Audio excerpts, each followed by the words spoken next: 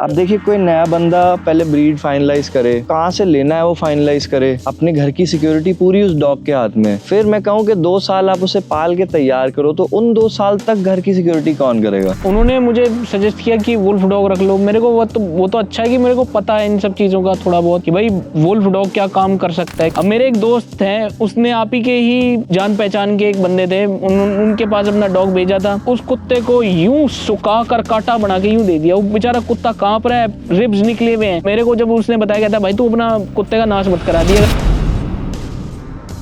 यही सारी बातें थी एक्चुअली अमित भाई के चैनल पे भी हमने काफ़ी करी हैं कि बंदे जो है ब्रीड को समझे, ऑथेंटिसिटी को समझे। वही जैसे आप बता रहे हैं कि पायरेसी तो देखिए हर ब्रांड में होती है। हाँ। मेरे नाम से भी बहुत सारे ट्रेनिंग स्कूल हैं कि भाई मेरे साथ फोटो खींची और चला रहे हैं। हाँ, बहुत। यॉरिक के नाम से भी बहुत सारे आपको ब्लड लाइंस मिल जाएंगे जो ऑथेंटिक है ही नहीं। मैं वही इसलिए मैं आपके पास आया हूँ क्योंकि भाई एक बारी मेरे को पता तो चले। क्योंकि क्या है ना सर, अब मैं कैनल का नाम नहीं लेना चाहता, लेकिन ऐसे भी कैनल हैं जो आपसे 1-1.5 लाख रुपए ले लेंगे और मतलब वर्किंग लाइन जर्मन शेपर्ड के नाम पे आपको नाम किसी और का, काम किसी और का चेप देंगे। डेफिनेटली और इतना गंदे तरीके से लूट लेंगे। अब मेरे एक दोस्त है, उसने आप ही के ही जान पहचान के एक बंदे थे, उनके पास अपना डॉग भेजा था।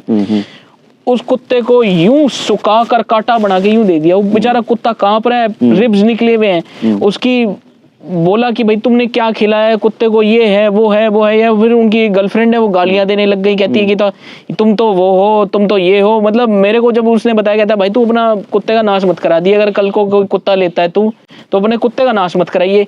मैंने कहा भाई ठीक है भाई, मैं देख दाख के जाऊंगा, मैं देखूंगा कि भाई कैसा कुत्ता है, कहाँ है, कैसा है। थोड़ा बहुत मैंने आपसे बकचोदी भी की है। रिचा मैम थोड़ी सी किल्स भी की थी मेरे से। वो तो कहती है अब मैं आपके किसी सवाल का जवाब नहीं दूंगी। मैंने कहा यार ठीक है यार, मैं तो जनरली पूछ रहा था यार कहाँ से हैं, कैसे हैं, किस तरीके के हैं। वो थोड़ा किल्स की उनको लगा कि मैं थोड़ा मजे कर रहे हैं मेरे को थोड़ा मतलब फनी लगा कि वो जोक्स कर रहे हैं आप। जोक नहीं, मतलब ऐसा है सर। देखो मैं पर्सनली बताऊं, मेरी थोड़ी बचपन से आदत रही है कि मैं टीचर्स को थोड़ा तंग कर देता था। मैं नोटी नहीं, मैं बच्चा तो सीधा था, लेकिन मैं थोड़ा किलसा देता था। अच्छा। एक टीचर को मैं यूं स्माइल दे रहा तो कहती है मुझे स्माइल देता है लड़का। और सर लेकिन एक बात है सर, मेरा जैसे शुरू में बैठा था मैं थोड़ा नर्वस था, अब मैं बिल्कुल कंफर्टेबल हूँ। मैं नीचे जमीन पे बैठ गया, लो वैसे पैर खोल के। एग्जैक्टली। नहीं कुत्ता अच्छा है सर, आपका डॉग, आपके जो डॉग हैं वो काफी स्टेबल हैं, काफी स्ट्रॉन्ग स्टडी डॉग बना रहे हो। जो कीमत है वो इसी चीज की होनी चाहिए, क्योंकि कुत्ता दिखाने के लिए नहीं है, कुत्ता इस्तेमाल करने के लिए है। अब लोगों को शायद से कम पता है कि भाई अगर आपके प्रोटेक्शन डॉग को कोई दूसरा मारता है तो उस पर धारा 302 लग जाती है। अगर आपके पेट को कोई जान से मारेगा तो उस पर आदमी मारने की धाराएं लगेंगी। करेक्ट। एनिमल क्रूएल्टी की बात नहीं लगेगी। तो इसीलिए हमें प्रोटेक्शन डॉग चाहिए। एग्जैक्टली। पर्सनल प्रोटेक्शन डॉग के लिए इसलिए हम आए हैं। तो प्रोटेक्शन डॉग में आपकी क्या शॉर्ट लिस्ट थी ब्रीड्स ओवरऑल? मेरे पास तो चलिए कुछ हैं लिमिटेड, बट आपने क्या क्या देखी थी? मैंने तो सर देखो, मैंने मेरे पापा को थोड़ा बहुत केन कोर्सो पसंद आया था कि भाई केन कोर्सो का हेड अच्छा है, गार्डिंग अच्छी करता है, स्ट्रॉन्ग स्टडी है, बिल्ड अच्छा है, बाइट वर्क उसका बहुत स्टडी है। क्योंकि भाई केन कोर्सो को देख के ही लोग डर जाते हैं, अरे केन कोर्सो, अरे केन कोर्सो।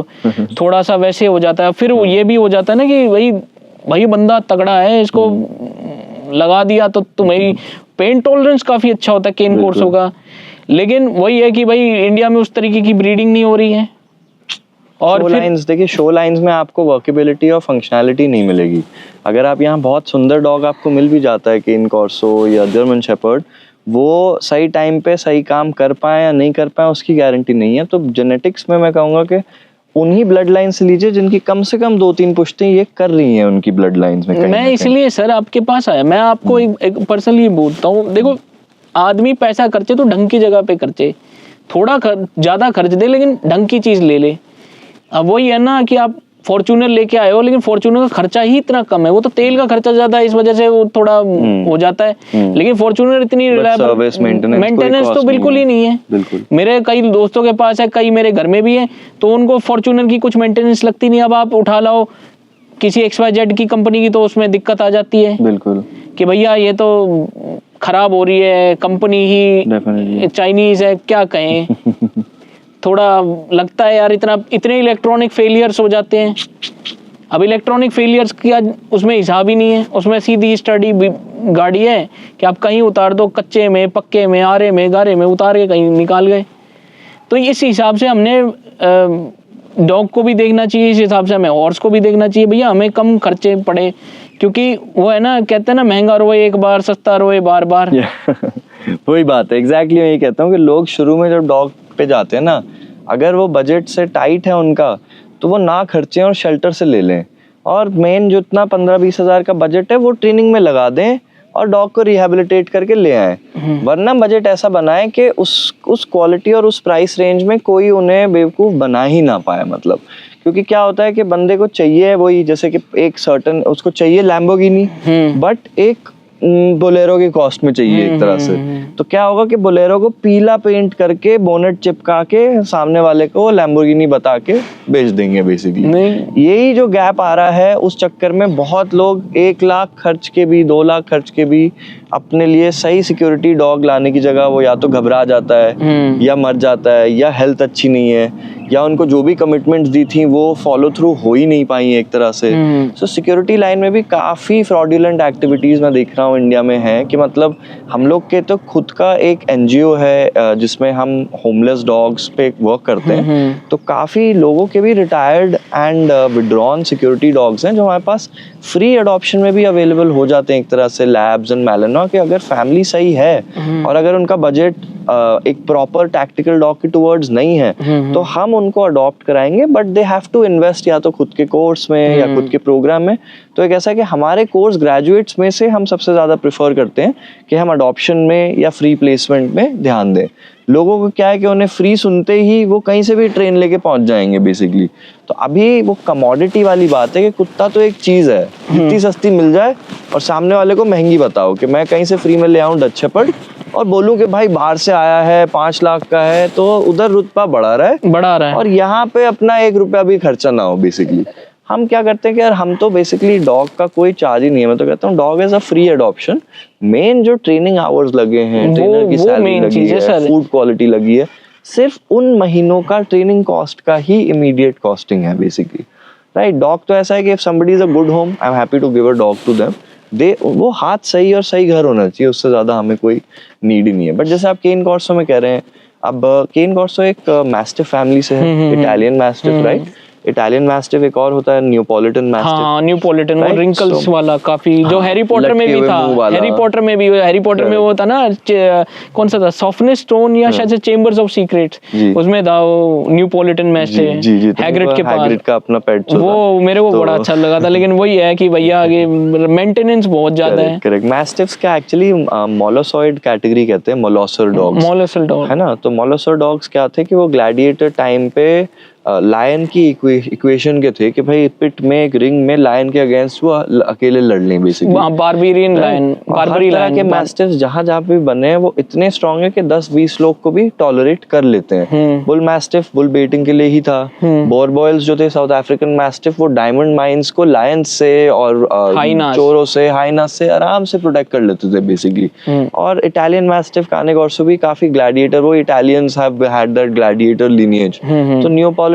और काने कॉर्सो सारे मोलोसॉइड जो भी लाइन से हैं। अब मेन इनमें क्या फीचर है कि डिफेंसिवनेस, प्रोटेक्टिवनेस तो बहुत है, बट लेजी है और स्टबर्न है। तो जो अपना खुद का पपी खुद से सिक्योरिटी में रेज कर पाए, उनके लिए वो एक परफेक्ट डॉग है। कि भाई मेरा लाइफ लॉन्ग फेवरेट ब्रीड कह सकते हैं बुल मैस्टिफ है। मैंने काफी पाले हैं, इस टाइम पे नहीं है, बट मेरे शुरू से मेरा फर्स्ट डॉग बुल मैस्टिफ था। तो वो मेरी फैमिली का बेस्ट गार्ड डॉग है। क्योंकि सोता रहता है, टहलाना नहीं है। किसी दिन मैं लेजी फील कर रहा हूँ तो ये नहीं कि जॉगिंग जाना ही जाना है आपको, है ना, सो सकते हो, 5 मिनट टहलाओ, ले आओ। सिर्फ खाना ज्यादा खा सकता है, अगर कोई अफोर्ड कर सकता है उतना खाना, आराम से खिलाओ उसको। बाकी जो है जायंट ब्रीड है, तो लोगों को लगता है जितना बड़ा उतने बड़े घर में होना चाहिए, बट ऑपोजिट होता है कि लेजी डॉग्स जितना सुस्त उतना छोटे घर में रह सकता है। तो बुल मैस्टिफ तो 1 BHK में भी आराम से रह सकता है, जबकि बीगल, जैक रसल एक फार्म हाउस भी छोटा पड़ जाए उनको बेसिकली। तो mastiffs I would say is a very very suitable breed. But किसी कंपनी से सेमी ट्रेंड लेने में क्या होता है कि डिप्लॉय करते टाइम उतनी बॉन्डिंग ट्रांसफर हो पाएगी कि नहीं हो पाएगी, ये एक जरूरी फैक्टर है। दूसरा, इंडिया में यार परफॉर्मेंस मैस्टिफ्स, या हम इसको परफॉर्मेंस मैस्टिफ या वर्किंग मैस्टिफ या फंक्शनल मैस्टिफ कह लेते हैं, ये एग्जिस्ट नहीं करता। ये अभी धीरे धीरे, अभी मेरे एक स्टूडेंट है, मैंने आपको बताया था, वो एक प्रोग्राम डिजाइन करेंगे, और भी मेरे कुछ वेल नोन पेट पेरेंट्स है जो काफ़ी साल से डॉग गेम में है, तो वो एक प्रोग्राम डिज़ाइन करेंगे जो मैस्टिफ्स की फंक्शनैलिटी इंडिया में लाएं, जो कि गर्मी भी झेल पाए एक तरह से और काम कर पाए। शो लाइन से आप लेंगे, कहीं से भी किसी भी शो ब्रीडर से लेंगे, उन डॉग्स को सिर्फ पुतले की तरह खड़े होके मॉडलिंग करा रहे हैं, घर जाना आता है। अब उसके अंदर नर्वसनेस है, अग्रेशन है, या हेल्थ अच्छी है, किडनी लिवर स्ट्रांग है, इसकी कोई गारंटी नहीं है। प्लस ब्रैकाइसेफेलिक ब्रीड्स हैं, राइट? वो चपटा मुंह है उनका। तो मोस्टली वर्किंग मैस्टिफ्स की एक्सटेंडेड एलोंगेटेड नोज रहती है। शोज में वो डिस्क्वालिफिकेशन कहा जाता है। काने कॉर्सो जो होंगे, उनका जो परफॉर्मेंस वाले होंगे, उनका मजल लंबा होगा, एक ग्रेट डेन जैसा रहेगा, और जो शो वाले होंगे उनका एक चपटा रहेगा, पग जैसा रहेगा। तो आप जो फ्लैट फेस काने कॉर्सो से वो वाली परफॉर्मेंस और वो वाला सिक्योरिटी वर्क करा ही नहीं सकते, जो एक आपको एक प्रॉपर परफॉर्मेंस ब्लड लाइन से मिलेगा। जर्मन शेपर्ड में भी यही बात है कि कोई सा भी उठा लाए जी 15,000 का दुकान से, आप कह रहे हैं कि केओस जैसा डिफेंस करेगा, या पैंथर बना दो, या यॉरिक बना दो, तो उन्हें समझ ही नहीं आया कि भाई आप बस पुर्जे ले आए हैं, बहुत अच्छा पेट है, घंटी बजाने पे भौंकेगा जरूर, बट थोड़े से भी शोर में या थोड़ा सा भी कोई डरावना है, डोमिनेटिंग सिचुएशन होगी, तो जरूरी नहीं है कि सामने रहेगा, वो सुसु कर देगा। हाँ, या फिर उसमें डोमिनेंस इतनी होगी तो हर किसी को काट लेगा जाके, स्टेबल नहीं होगा। ये सारे पॉइंट्स चेक करने के लिए कोई भी चीज आपको पपी मिल से नहीं मिल सकती।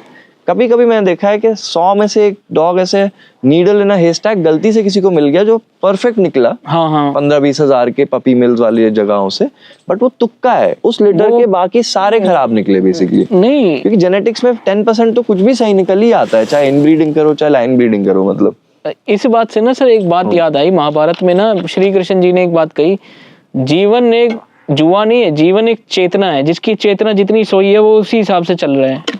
क्योंकि अगर मैंने, देखो सर, मैंने आपके ऊपर अध्ययन किए, मैंने खोज करा कि भाई कहाँ सही है, कहाँ गलत है, कहाँ ये है। क्योंकि अगर आप चीज़ को अध्ययन करके लोगे तो वो ज़्यादा बेहतर है, बजाय उसके कि भाई आप अध्ययन ना करो, अध्ययन करके लो चीज़ को। भाई कुत्ते का काम क्या है भैया? मेरे घर की सुरक्षा करना, मेरी सुरक्षा करना, घर में कोई डैमेज नहीं करना। और भाई फालतू का मैं, अब आप एक ऐसी चीज उठा लाओ जो आप संभाल ही ना पाओ, बिल्कुल, तो वो फायदा क्या है? बिल्कुल, नुकसान आपका ही है। एग्जैक्टली। आप कहते हैं ना, महंगा रोए एक बार, सस्ता रोए बार बार, वो सस्ते के चक्कर में काम खराब है सारा। यही एक फैक्टर, मैं आपको वही कहना चाहूंगा कि आप टुवर्ड्स यू, मेरी आपकी तरफ मेरी रिस्पेक्ट उसमें ज्यादा है कि आप इसको एक सीरियस रिस्पॉन्सिबिलिटी की तरह ले रहे हैं। वही सर। और लोगों में ये इतना शॉर्ट लिव्ड कमोडिटी है, जैसे कि किसी भी ऐप से 2 मिनट में कुछ कपड़े मंगा लेना।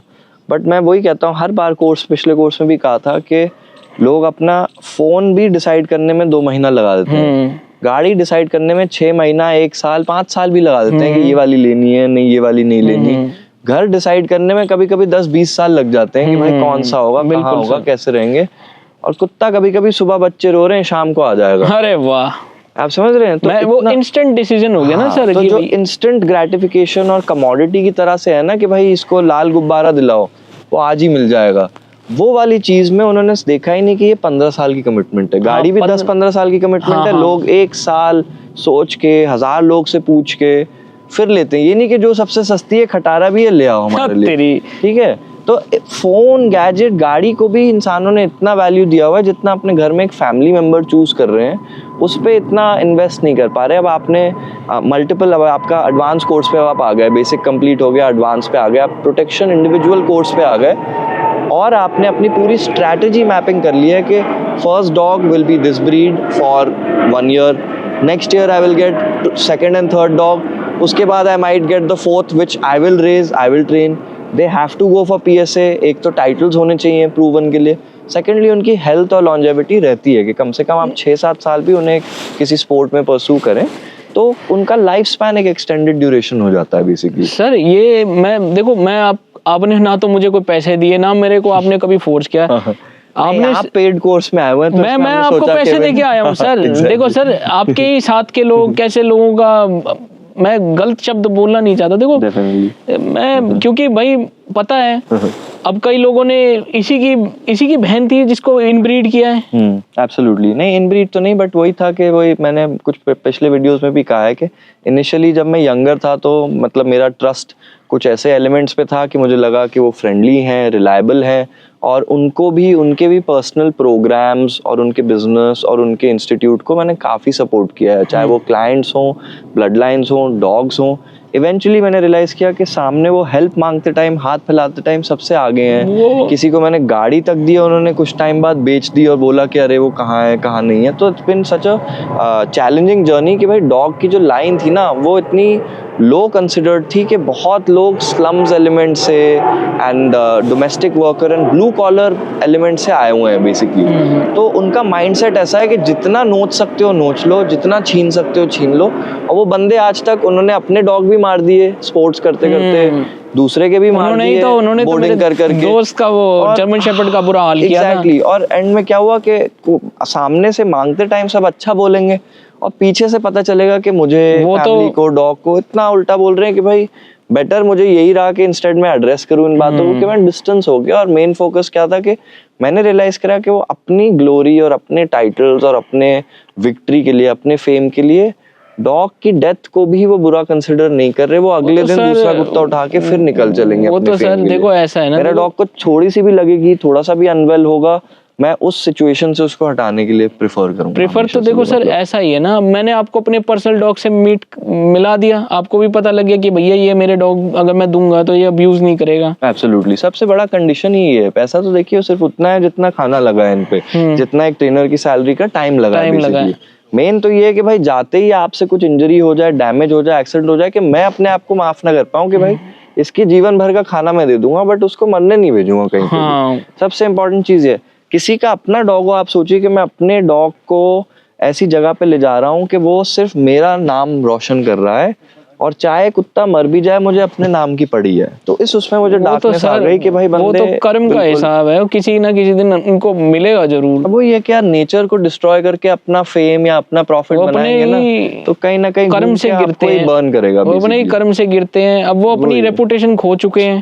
एग्जैक्टली। क्योंकि मेन चीज सर क्या है कि आप कहते हैं ना कि झूठ कब तक बोलोगे, एक ना एक दिन तो पकड़ में ही आएगा। वही तो, बहुत से ऐसे लोग हैं कि मेरे ही स्कूल, मेरे ही सर्टिफिकेशन प्रोग्राम्स में ही एक दूसरे को मिलके अब साथ में पार्टनर्स हैं और साथ में जर्नी उन्होंने पूरा ज्वाइन किया हुआ है, और अब मिलके वो कोशिश करें, बिकॉज उनका बिजनेस और उनकी रेपुटेशन इतने स्केल पे पहुंच नहीं पाए, क्योंकि वो सारे वादे करके डॉग ले लेंगे और खाना नहीं खिलाएंगे, मर जाएगा, फिर उन पे केस होगा, वो वापस, मतलब उनका ना कॉन्फ्लिक्टेड लूप और एक टॉक्सिक लूप काफी चलता रहा। बाद में क्या हुआ कि मेरा नाम भी खराब होने लगा उनके साथ एसोसिएट करने के चक्कर में। वो मैंने देखा तो मैंने अपना सारा अलग कर लिया कि मेरी कंप्लायंसेस, मेरी ड्यू डिलिजेंस में इतना लो स्टैंडर्ड में एक्सेप्ट कर नहीं सकता। वो करना ही नहीं चाहिए सर, क्योंकि प्रोफेशनल रेपुटेशन पे बात आती है। मेरे को तो इन्होंने ट्रोल्स छोड़ दिए थे इंटरनेट पे कि हंसे, वो मेरे को भी ट्रोल्स करेंगे, मेरे को भी ट्रोल्स करेंगे। बट यार पता है ट्रोल्स के चक्कर में बहुत लोग अपने दिल का एक्चुअल सच बता नहीं पाते, और बुलीज बाहर आ जाते हैं कि भाई हम कुछ भी कहेंगे और तेरा मुंह बंद करा देंगे हंस के, चिढ़ के। भाई किसी को ऑनेस्टी हो, मैं तो हमेशा कहता हूँ कि मेरे साथ लाइव वो इन कॉन्वर्सेशन जो है कैमरा की लाइन अप करें, डेट एंड टाइम फिक्स करें, हम हर जगह बता देंगे कि इस टाइम पे हमारी बात होगी। और उस दिन भाई मैं बंदों को वेलकम कर रहा हूँ कि किसी को मेरे से कॉन्फ्लिक्ट है, चैनल पे आके बात कर लें, बस एक लिमिट रखें कि भाई वायलेंस ना हो, डिस्ट्रक्शन ना हो, अभद्र शब्द ना हो। हाँ, ऐसे शब्द ना हो कि भाई वीडियो जो है फ्लैग हो जा रहा है। बाकी मेरे से भी किसी को कोई कॉन्फ्लिक्ट हो, लाइव जाए, अनएडिटेड मैं अपलोड भी कर दूंगा, और बंदे जो है वो वोट कर लें कि भाई क्या सही है क्या गलत है। मैं तो बेसिक फैक्टर बता रहा हूँ कि भाई रैंडम कोई एक स्लम्स से मैं किसी को अपलिफ्ट करना चाह रहा हूँ, उस पे बाइक स्कूटर नहीं है, उसको मैं डॉग भी स्पॉन्सर करके दे रहा हूँ, उसको एक कार भी स्पॉन्सर कर रहा हूँ, पीछे से बेच खा रहा है, सर अपना घर चला ले रहा है। कीमत नहीं पता ना, जब कीमत की बात होती है, अगर उसने वो कीमत अदा की होती तो उसको मिलती। वही, और आज की डेट में मैंने देखा है कि he is still a parasite to 6 other financers. Bombay में कोई बैठे हैं उनका खर्चा चलाते हैं, गुजरात में कोई बैठे हैं, कोई यूपी में बैठे हैं, उनका फंडिंग करते रहते हैं। और वो मतलब इससे क्या होता है कि बंदे की क्रिमिनलिटी भी वैलिडेट हो रही है कि भाई तुम करते रहो, मेरा पैसा तुम्हारे साथ में। अब अपने मेहनत से अर्निंग करके डॉग पे इन्वेस्ट करना एक अलग चीज है। किसी को बेवकूफ बना के वो बस मुझे एक पॉकेट मनी देते रहे और मैं आगे कुछ भी करता रहूं, गालियां दूं, डॉग्स डैमेज करूं, दूसरों के डॉग्स पॉइजन करने की कोशिश करूं, तो ये ऑटोमेटिकली एक बहुत ही नेगेटिव स्पेस भी है एक डॉग जोन जो है, मतलब मैं कहूँगा। क्योंकि पुराने जो ओल्ड स्कूल की पीढ़ी है ना, मैं तो 2014 में स्टार्ट किया था, उसके पहले लोग ऐसे थे कि कुछ भी हो जाए यार हमें क्या लेने देना, आज एक मारो कल दूसरे पे उठा लो। ये सबसे गिरी हुई है। इसको हम धीरे धीरे जो है क्लीन अप करने की कोशिश कर रहे हैं। वेलफेयर साइड में मेनका जी भी हैं, काफी काम अच्छा कर रही हैं। जितने लोग को हम फ्लैग कर पाते हैं, केस कर पाते हैं, बैन कर पाते हैं, कोशिश कर रहे हैं। मतलब बैनिंग भी मिसयूज ना हो, बट कम से कम लोग फ्री लाइसेंस ना लेके हम कुछ भी करेंगे, टॉर्चर करेंगे, और एटलीस्ट ट्रेनिंग स्कूल्स और बोर्डिंग स्कूल्स के नाम पे लोग एक टॉर्चर सेंटर ना खोलें बेसिकली, एटलीस्ट यू नो। नहीं सर, ये एक बड़ी बात आपने कही है, क्योंकि मैंने बहुत सारे लड़कों को भी देखा है, बहुत सारे लोगों को देखा है, कुत्ता खराब निकलता है वो कहते हैं चल यार फेंक देते हैं। अब जब इमोशंस, देखो सर, मैं ये नहीं कहता कि डॉग मत पालो या डॉग ये करो वो करो, मैं कहता हूँ भैया ले आए हो तो उसे संभालो। अब मेरी बहन को उसकी फ्रेंड ने शिट्जू गिफ्ट कर दिया कि भाई तू रख यार, मेरे को तो कनाडा भागना है। अब हमने उस पर कितना खर्चा किया, हमने कभी काउंट भी नहीं किया। बिल्कुल। हमने उसके बाल हेड्स अप फॉर टेल्स में भी कटवाए, हमने उसके बाल लोकल सोनीपत में भी कटाए, हमने बल्कि उसके उस पिल्ले के कारण, उस शिट्जू के कारण मैंने डॉग वर्ल्ड की सच्चाई देख ली कि कैसे आपको ठगते हैं। 40,000 रुपए की, भाई ब्रीडर का नंबर नहीं दिया उस बंदे ने। मैं बता रहा था ना कि ब्रीडर का नंबर, सर आप ब्रीडर का नंबर, ब्रीडर नहीं कहते हैं यही मिलेगा। मतलब मैं नाम नहीं लेना चाहता क्योंकि मैं कैमरे पे हूँ। बिल्कुल। तो थोड़ा बहुत सोच के बोलना पड़ता है कि भाई मुंह से कुछ अभद्र शब्द ना निकले, और क्या। क्योंकि आप किसी को गाली दे दोगे फिर वो 10 जगह वायरल हो जाएगी। और क्या। मेरे डॉक्टर की उन्होंने खूब बुराई की, कहते हैं अरे उसने ऐसी गलती करी, अरे उसने क्या कहते हैं ऐसी गलती करी, फिर सर ने ठीक करी। अब आप उसका बैकग्राउंड चेक करने जाओ उस आदमी का, वो भाई डॉक्टर है ही नहीं। ऐसे लोग बने बैठे हैं जिनको खुद कुछ नहीं आता, 0/0 है। कुत्ते, हमारा एक गद्दी कुत्ता था सर, पता नहीं किसने क्या, वो डॉक्टर था पता नहीं क्या था, बुला के लिया वो कुत्ते को, पता नहीं बीमार बुखार था क्या था, वो कुत्ते को ऐसे इंजेक्शन दिया, 2 घंटे बाद मरा हुआ मिला। इतना सुंदर गद्दी कुत्ता था, टिबेटन मैस्टिफ को फेल करता था। रोना मेरे को आ रहा था वो जब वो मरा, क्योंकि हमारी आंखों के आगे भाई वो कुत्ता तो बड़ा अच्छा था, वो मर गया। ऐसे लोग आके बैठे हैं जो कि बोल भी नहीं सकते आप, जिनके बारे में कि भैया क्या कहें, कई बार हो जाती है कि भाई बोलेंगे तो फिर वो खिंचेगी दुश्मनी। बिल्कुल वही तो हम कोशिश करते हैं एक जनरल वे में, बिना नाम वाम मेंशन किए, कि भाई लोग भी अपने डॉग को सेफ रखें। अब मेरे को पर्सनल बेसिस पे कोई बताता है, इतने फोन्स आते हैं कि यार इस उसने मेरा डॉग किडनैप कर लिया, इस उसने मेरा डॉग मार दिया, तो इसने मेरे से कोर्स की फीस ली और कुछ नहीं सिखाया, तो तब मैं उन्हें पर्सनल बेसिस पे सपोर्ट करता हूँ कि ये आपके चीजें हैं जिससे आप उनकी ग्रीवेंस सॉल्व कर सकते हैं। बट सच बताऊं तो बहुत उन लोगों को भी पता है कि भाई आप अथॉरिटी से भी फोन करा देंगे, मैं कल बंद करने की एक्टिंग करूंगा, परसों फिर चालू करूंगा। वही यहाँ पे कोई एज सच, तो अब हम धीरे धीरे कोशिश कर रहे हैं कि ट्रेनर्स और बोर्डिंग्स का भी एक रेगुलेटरी बॉडी हो जो टाइम टू टाइम चेक कर पाए, ऑडिट कर पाए, एक स्टैंडर्ड रूल्स को लोग फॉलो कर पाए, और मैल प्रैक्टिस में बंदा सीधा रेड स्टार और ब्लैक स्टार हो जाए। तो वो अपील हमारी ऑलरेडी डली हुई है, मतलब आप जनरली कह सकते हैं कि पार्लियामेंट में भी 2-3 बार मेंशन हो गया, सुप्रीम कोर्ट में भी वो डली हुई है हमारी अपील कि भाई ये कब आएगा नोटिस।